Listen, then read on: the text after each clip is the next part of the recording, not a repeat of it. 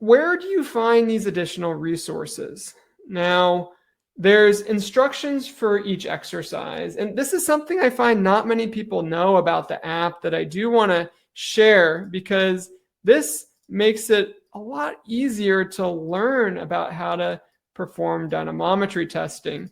And you can see here in the app, if you go to the back page and you're now on this home screen, go to the library.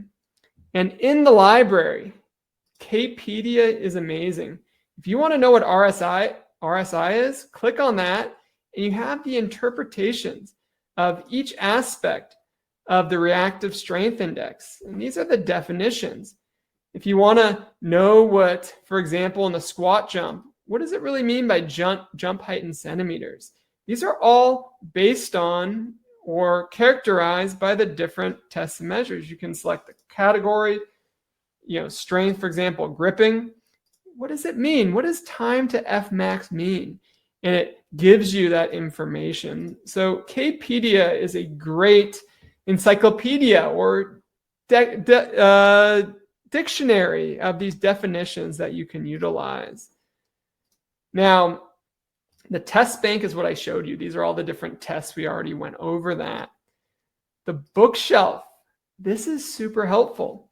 You have all the different literature that is cited, that some of them are not open access, so you cannot access them. But some of them, if you hit view more and you hit continue, you do have availability for open access articles to be able to read some of this research, some of this data, some of these articles. This is fascinating. Helps you educate yourself on all this knowledge and information. And for counter movement jumps, download this ebook. And now I'm going to go ahead and share the screen again on this book, and you'll be able to see all this information or all this data. Let me share 1 second. Window. Oh, I guess I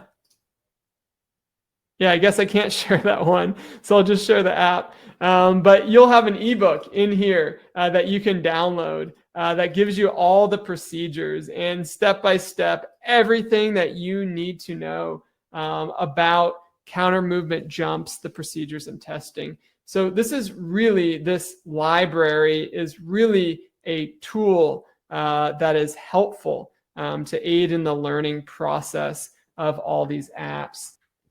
This is a good question. This one is from Felipe. Is there a place where we can find information about technical error, accuracy, and precision of each of the instruments? We need to report this information. Each instrument does have a technical specification guide, and that will have all that information that is available. If you need any information that's outside of that, you can request it. And that's a support request that can go right to Kinvent that can give you that additional information. So that is all of our time today for the formal presentation.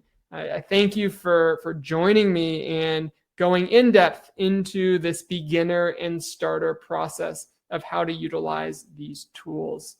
And I thank you everyone for coming out and enjoy the products, have fun with them.